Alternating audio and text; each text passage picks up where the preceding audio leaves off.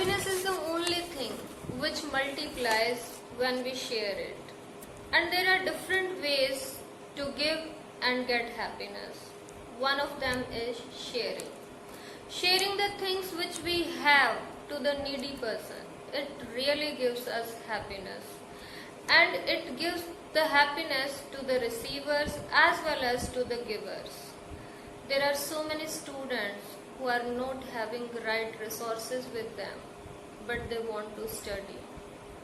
So if you people have right things in your hand, why don't you share? Won't it give you happiness? If yes, then share. Hello everyone.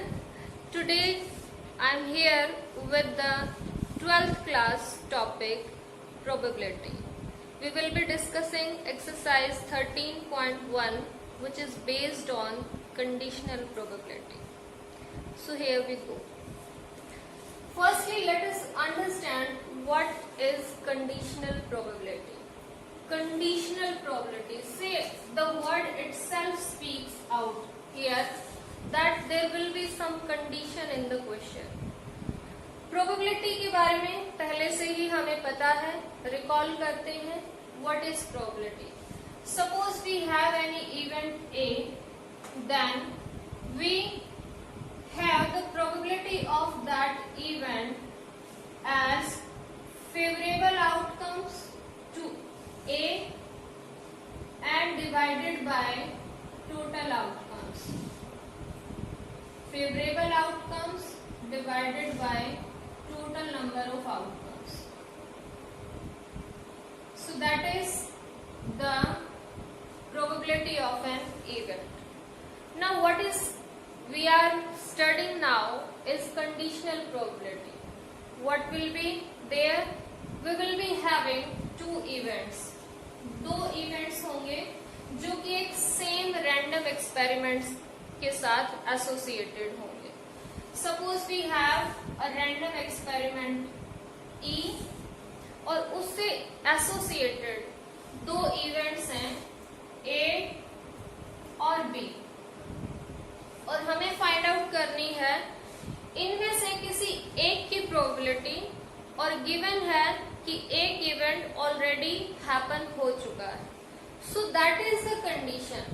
Condition क्या हुई कि एक event हो चुका है, फिर दूसरे की प्रोबेबिलिटी बताइए.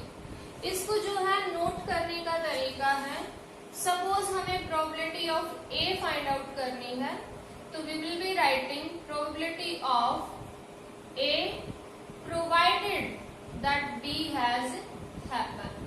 सो that is the way to write the conditional probability. Now let us learn the definition of it. What is that? A and B. Definition is A and B. If A and B are two events associated with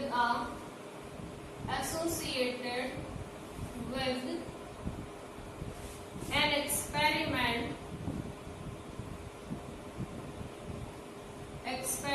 say it is E,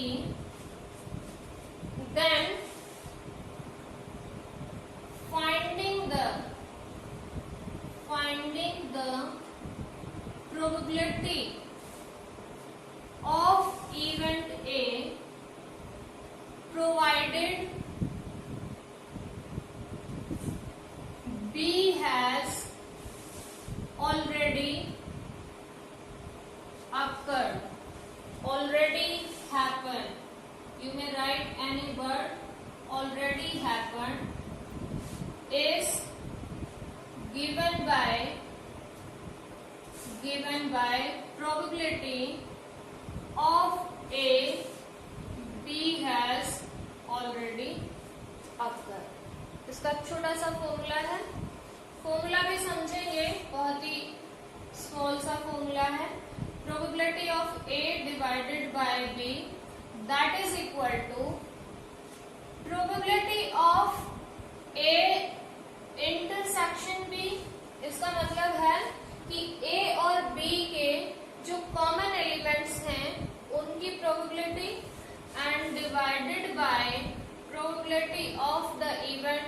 has already happened. जो पहले से he happen हो चुका है उसकी जो है probability. यहाँ पर हम देख सकते हैं श्योरली कि probability of B can not be equal to 0। ये 0 नहीं हो सकती ऑब्वियसली। आपको पता है कि अगर डिनोमिनेटर 0 हो जाएगा then it will not be defined. So how it works, let us see by an example. Let us suppose a die is thrown.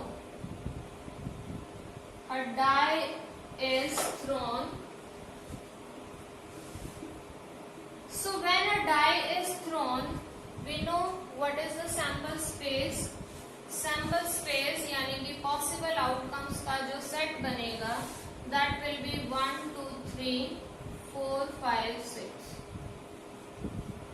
और इससे एसोसिएटेड हम कोई दो जो है इवेंट सपोज कर लेते हैं। लेट वी हैव ए, हमने सपोज कर लिया। Let A is the event, the number we are getting is even.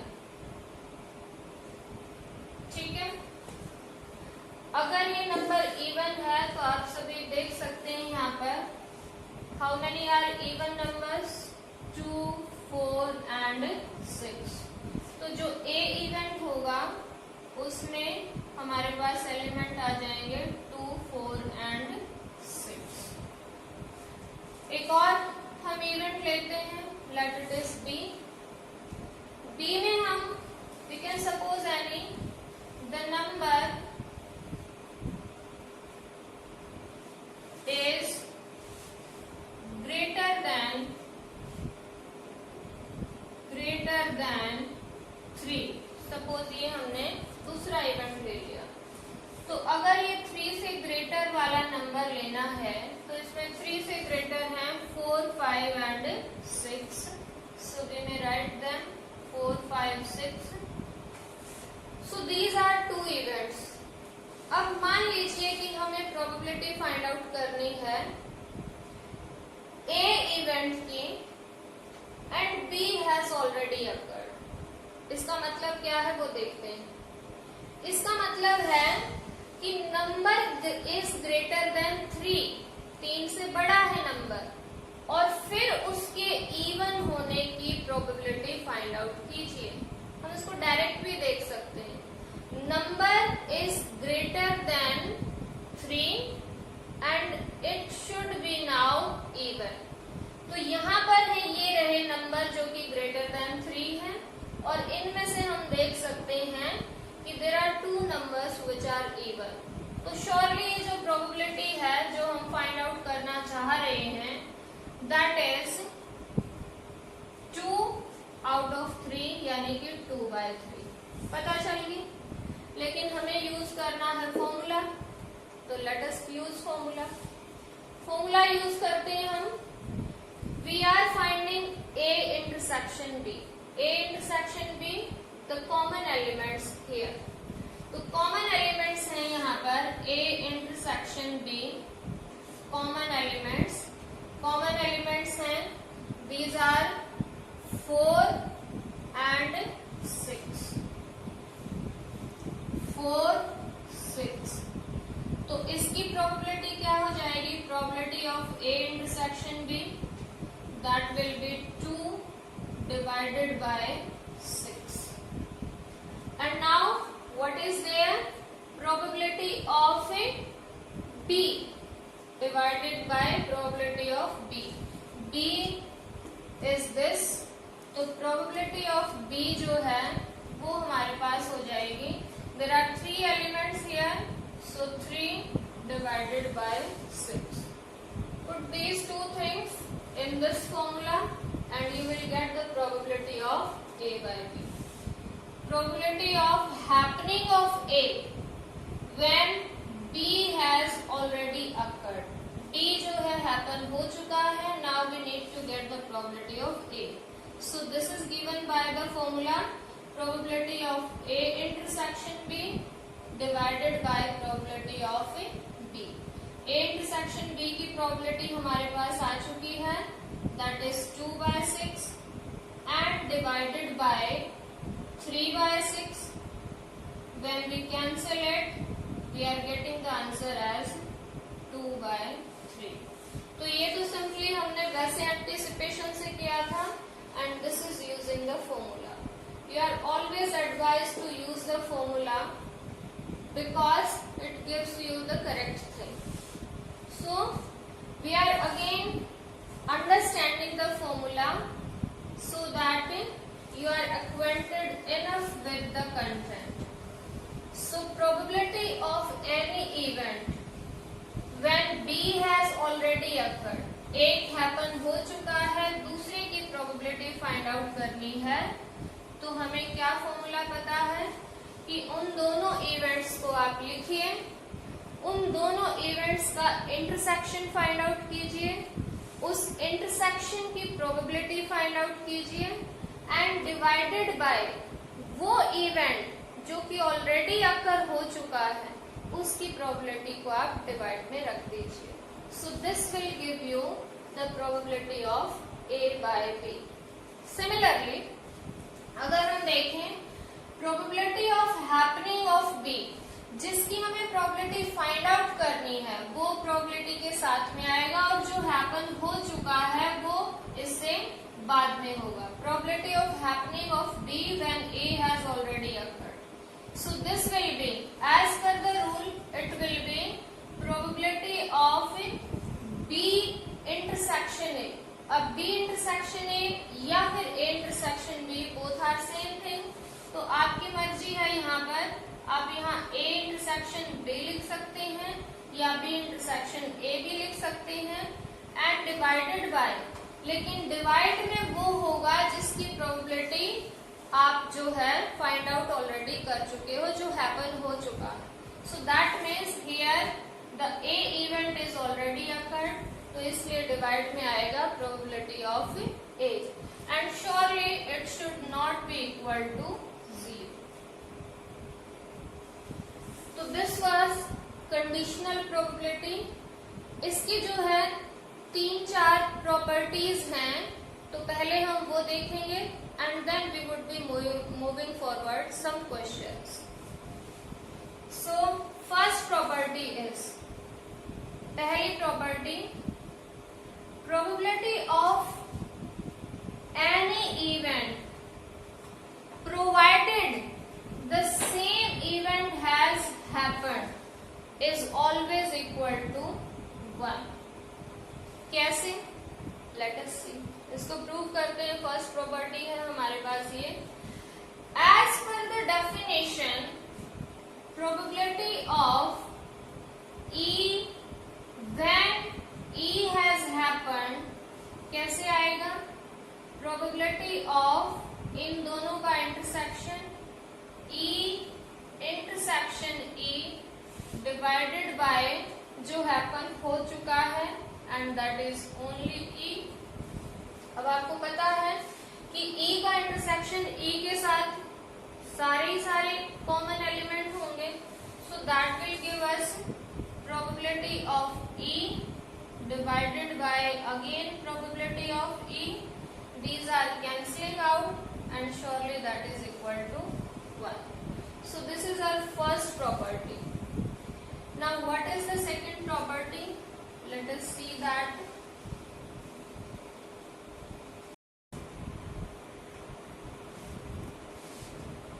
Yes, now the second property.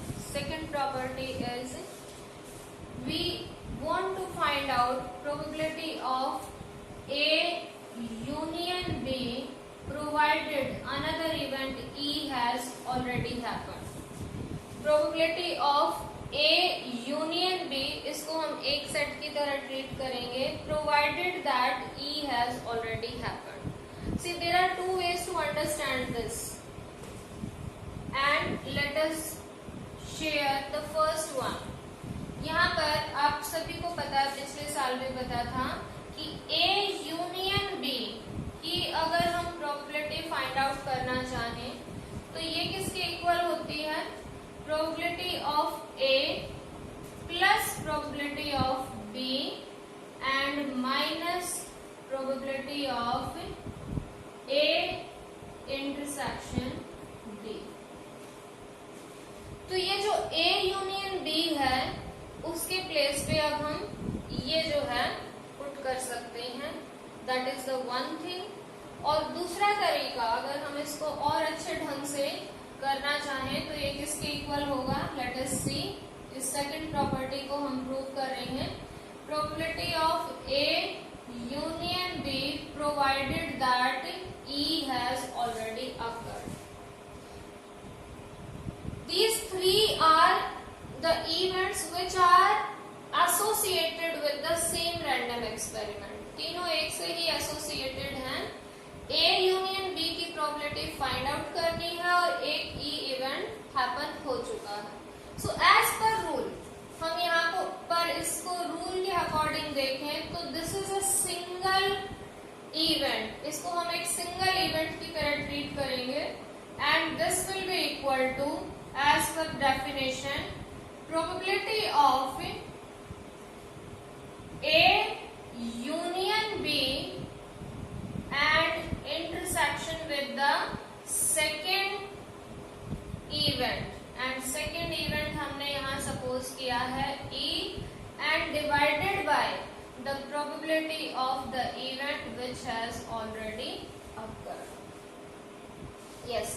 Now what is this? इसको हम ध्यान से देखते हैं. यूनियन यहाँ है इंटरसेक्शन. डिस्ट्रीब्यूटिव लॉ जो है वो हम यहाँ पर यूज करेंगे and see what is the distributive law. This intersection will distribute. कैसे हो जाएगा. Probability of A intersection E and union B intersection E and divided by probability of E. ये इसके इक्वल हो गया. अब ये कैसे सॉल्व होगा. See this union. यूनियन का रूल हम लगाएंगे और यूनियन का रूल क्या होता है. फर्स्ट इवेंट की प्रोबेबिलिटी प्लस सेकेंड इवेंट की प्रोबेबिलिटी एंड माइनस उनके इंटरसेक्शन की प्रोबेबिलिटी. तो जब हम इसको जो है ओपन करेंगे एक्सपैंड करेंगे what it will give us. Probability of A intersection E plus probability of B intersection E and minus probability of इन दोनों का intersection. Probability of A intersection E and intersection B intersection E. And divided by what it will be. Probability of E. Yes. So now अब ये किसके equal है. See there are three terms here in the numerator and denominator में सिर्फ एक है तो इन तीनों को हम अलग अलग लिख देंगे. So it will be probability of A intersection E divided by probability of E.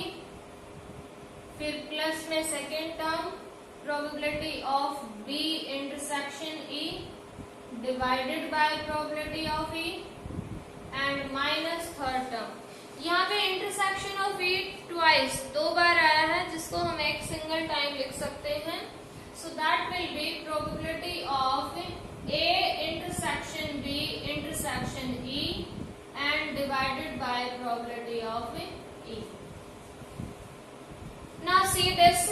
What does it become? A intersection E divided by E. क्या हम इसको ऐसे नहीं लिख सकते. It is probability of happening of event A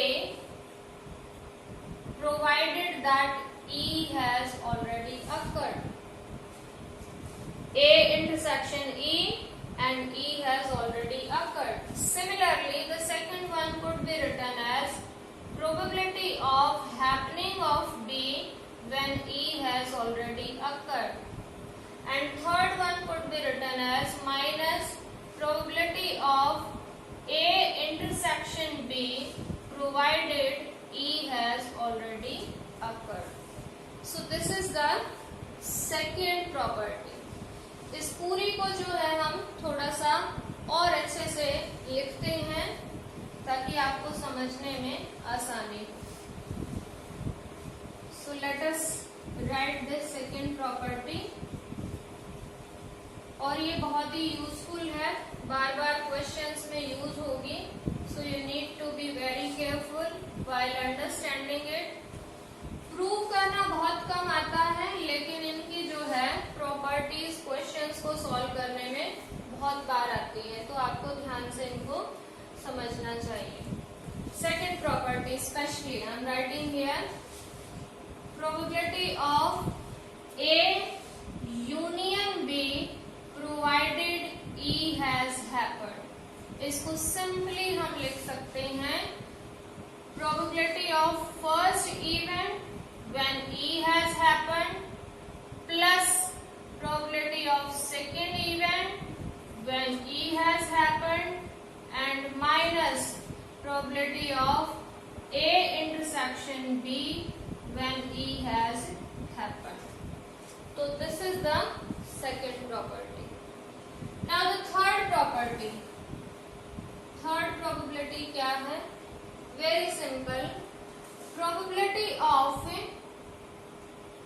not happening any event. Not को बहुत सारी बुक्स में डैश से लिखा गया है, कई सारी बुक्स में बार से लिखा गया है. So it depends. So not happening of A when B has already happened. ठीक है. So ये किसके इक्वल होगा? बिल्कुल सिंपल सा नॉट हैपनिंग की हमें फाइंड आउट करनी है. किसी भी इवेंट के हैपन होने की और ना हैपन होने की दोनों की प्रोबेबिलिटी हमेशा 1 होती है. तो it will B 1 minus probability of happening of A when B has already happened. So this is very simple. Third property, probability of not happening of any event when B has occurred is equal to 1 minus probability of happening of A when B has already happened. So these are the three properties which we have in this first exercise, and now we are moving forward to solve some of the questions based on this conditional probability.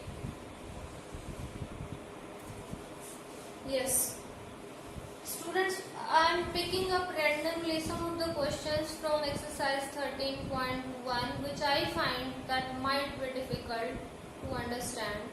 So you should do all the questions. I am here explaining few questions from that exercise. I have picked up this question number 4.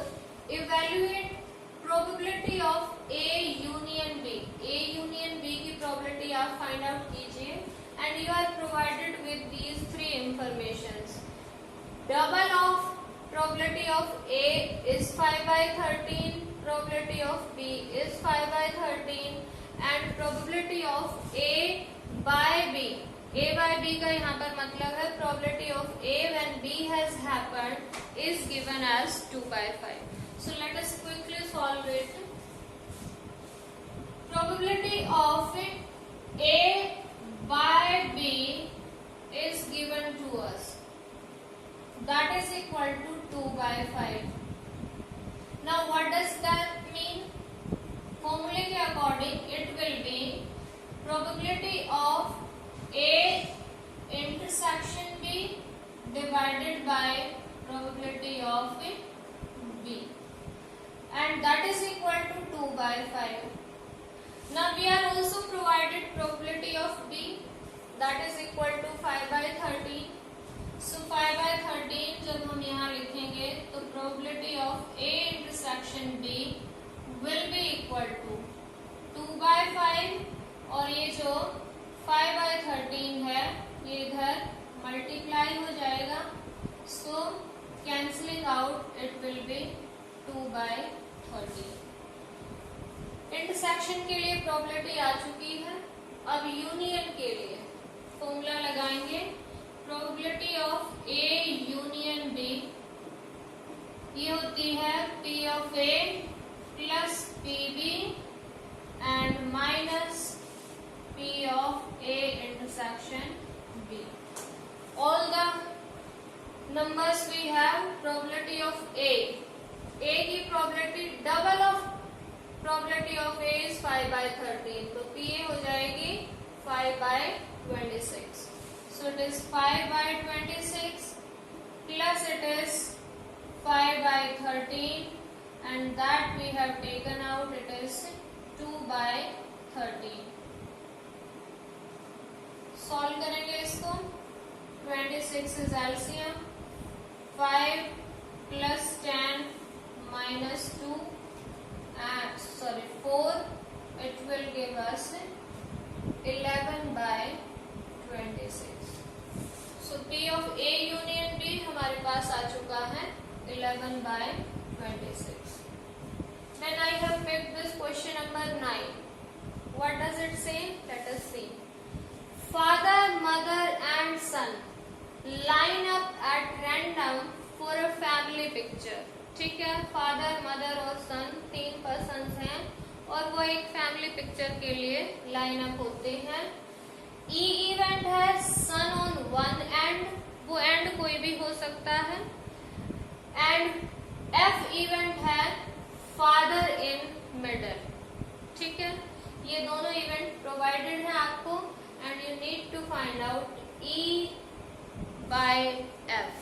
ठीक है, probability of E by F आपको find out करनी। So late us सी, जब mother father और सन तीनों जो है एक लाइन में खड़े होंगे फैमिली पिक्चर के लिए, तो सैंपल स्पेस किस टाइप से बन सकता है, क्या क्या इवेंट्स हो सकते हैं, क्या क्या जो है आउटकम हो सकते हैं। Let us check that. See the possibility, it might be mother father son, it might be mother son father, ये भी एक पॉसिबिलिटी है। नेक्स्ट, फादर मदर सन और फादर सन मदर, ये भी पॉसिबिलिटी है। नेक्स्ट पॉसिबिलिटी ये भी हो सकती है सन फादर मदर और it may be son mother father. So these are 6 possible outcomes, जैसे वो फोटो जो है अपनी बनवा सकते हैं। तो ये हमारे पास सैंपल स्पेस है। अब हमें ई इवेंट गिवन है। ई क्या है? सन ऑन वन एंड, एक तरफ खड़ा है, वो पहले है पीछे है इससे कोई मतलब नहीं, लेकिन वो एक तरफ है। तो हमें सन ढूंढना है इनमें से कि कहाँ कहाँ एक के एंड पे है। सी दिस MFS यहाँ पर है सन एंड में, देन एक यहाँ है FMS, again we have here son father mother and son mother father. इन 4 के 4 जो है आउटकम्स में जो सन है वो किसी एक एंड पे है। So these are the possible outcomes of event E. F के क्या है? Father in the middle, middle में होना चाहिए फादर। तो लेट अस चेक आउट कि आउट ऑफ दीज आउटकम्स कहाँ कहाँ किस किस में जो है फादर मिडल में। See here the father is in middle MFS और दूसरा यहाँ पर है SFM। So these are 2 events. अब हमें प्रोबेबिलिटी फाइंड आउट करनी है E बाय F की, तो ऑब्वियसली इंटरसेक्शन भी आएगा, तो हम E intersection F find out कर लेते हैं। दोनों के इंटरसेक्शन में कौन कौन से एलिमेंट्स हैं? ये दोनों में है, देन SFM हमारे पास ये भी दोनों में है। दैट मीन्स ये वाला इवेंट फिर से आ गया MF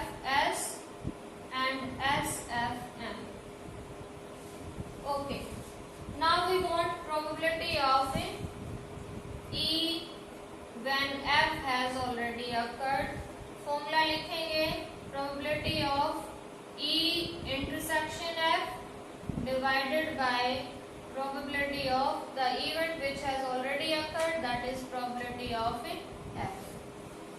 E इंटरसेक्शन F में 2 एलिमेंट हैं, टोटल हमारे पास जो हैं 6 आउटकम्स हैं, तो इसकी प्रोबेबिलिटी हो जाएगी 2/6। F में भी 2 एलिमेंट हैं, डिवाइडेड बाय 2/6, दोनों सेम नंबर हैं, कैंसिल हो गए, दैट मीन्स ये प्रोबेबिलिटी आ गई 1। वैसे ये क्वेश्चन बहुत ही सिंपल था, इस तरीके से करने में हमें थोड़ा सा टाइम लगा। सिंपल सी बात है कि फादर अगर मिडल में होगा तो ऑब्वियसली मदर या सन वो दोनों किसी एंड पे ही होंगे, तो ये ऑब्वियस सा क्वेश्चन था कि इसमें जो प्रोबेबिलिटी है वो 1 आएगी। So this was question number 9 and now we are going to solve 2 more questions. Yes, we are now doing question number 12, second part. Especially question number 12 is, if a family has 2 children, what is conditional probability that both are girls? यानी इसके लिए हमें probability find out करनी है both are girls, given that at least one is a girl. So 2 event हैं, एक है both are girls और दूसरा है at least one is a girl. ठीक है, so let us solve this problem. Solution: जब भी एक फैमिली में 2 बच्चे होंगे तो what are their options to be as boy or girl? That is, both may be boys. Here this first B suggests that the elder is a boy and younger is also a boy. Then it might be GG, elder is a girl, younger is also a girl. It might be elder is a boy, younger is a girl, or the last case may be elder is a girl and younger is a boy. तो ये 4 option possible हो सकते हैं। Now ई event हमने मान लिया, let ए या ई जो भी आप मानना चाहो, both are girls, both are girls, तो इसमें कौन कौन से एलिमेंट हो जाएंगे? बोथ आर गर्ल्स 1 एलिमेंट, इसकी प्रोबेबिलिटी फाइंड आउट हमें करनी है, तो प्रोबेबिलिटी ऑफ ए वैसे आ जाएगी 1 out of 4, so 1/4. Now the event B is, B है at least one is a girl, at least one of them is a girl. इनमें से एक बच्चा जो है वो कम से कम गर्ल होना चाहिए, दोनों भी गर्ल हो सकते हैं, तो इस केस में हमारे पास एलिमेंट्स होंगे बोथ कुड बी गर्ल्स और इनमें एक एक लड़की। एटलीस्ट का मतलब होता है that is the lower limit, यानी कि उससे कम नहीं पॉसिबल है, उससे ज्यादा हो सकते हैं। At least one is a girl, that it shows एक लड़की हो सकती है या फिर दोनों की दोनों भी गर्ल्स हो सकती है। So that is GB. A intersection B, A intersection B यानी कि कॉमन एलिमेंट और कॉमन यहाँ पर है एक ही, that is GG. अब हमें फाइंड आउट करना है probability that both are girls. इसको हमने सपोज किया है A, that means हमें इसकी प्रोबेबिलिटी चाहिए, ये गिवन है, that means it has happened, तो इसका मतलब हमें प्रोबेबिलिटी चाहिए ए की बी हैज हैपेंड। फॉर्मूला लिखेंगे, probability of A intersection B and divided by probability of the event that has already occurred, probability of B. A intersection B की probability, A intersection B में element है हम 1 तो इसकी probability हो जाएगी 1/4 1/4। Then probability of B में है 3 एलिमेंट्स तो इसकी प्रोबेबिलिटी हो जाएगी 3 divided by total number of elements, that means 1/4, और cancelling out 4 we get this probability as 1/3. So this is the solution for this question number 12, second part. Now I have picked this question number 15. See this question statement बहुत lengthy सी है. Consider the experiment of throwing a die. एक die को throw करना. तो जब हम एक die को थ्रो करते हैं 1 2 3 4 5 6, कोई भी नंबर आ सकता है. If a multiple of 3 comes up, यानी कि अगर उस डाई पे 3 का मल्टीपल आया, यानी कि 3 या 6 आया, then throw the die again. तो उस केस में उस डाई को फिर से थ्रो करना. तो दैट मीन्स हमारे पास ये सिंगल एलिमेंट नहीं है, इसके साथ साथ एक और चीज ऐड करनी. तो 3 जो है अगर करेंगे तो उसके बाद डाई फिर से थ्रो करनी है. तो वो ऐसा हो सकता है उस डाई पे 1, then it might be 3 2 3 3 3 4 3 5 and 3 6. ठीक है. इसी टाइप से 6 के साथ भी 1 भी हो सकता है, 6 2 6 3 6 4 6 5 और 6 6. अभी क्वेश्चन पूरा नहीं हुआ है. And if any other number comes, कोई और नंबर आता है, मतलब कि इन 3 के मल्टीपल्स को छोड़ के 1 2 4 और 5 ये नंबर आते हैं, देन टॉस ए कॉइन. तो एक कॉइन टॉस किया जाता है. कॉइन पे क्या होगा, या तो हेड या फिर टेल. तो 1 के साथ या तो हेड आएगा या फिर जो है 1 के साथ टेल भी हो सकता है. इसी टाइप से 2 के साथ या तो हेड होगा या फिर जो है 2 के साथ टेल होगा. 4 हेड और 4 टेल, 5 हेड या फिर 5 टेल. तो this is our sample space. ये हमारे पास सैंपल स्पेस बन गया है. अब हमें क्या करना है, देखिए किसकी प्रोबेबिलिटी फाइंड आउट करनी है. Find the conditional probability of the coin shows a tail. एक तो इवेंट ये आ गया, किसकी फाइंड आउट करनी है, the coin shows a tail. एक इवेंट आ गया है. Given that at least 1 die shows a 3, यानी कि कम से कम एक डाई पे नंबर 3 होना चाहिए. तो ये जो 2 इवेंट हैं इनमें से हम एक को A और एक को B सपोज कर लेंगे. ठीक है.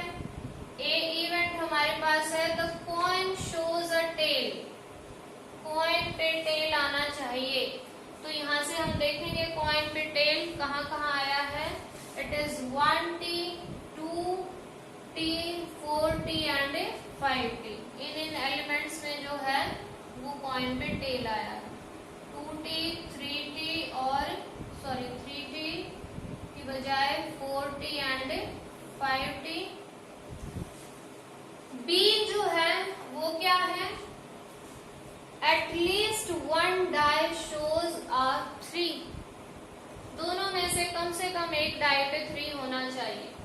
तो ये सारे एलिमेंट्स होंगे क्योंकि इनमें कम से कम एक बार 3 जरूर है, और ये एक एलिमेंट आ जाएगा क्योंकि यहाँ पर भी डाई पे 3 है.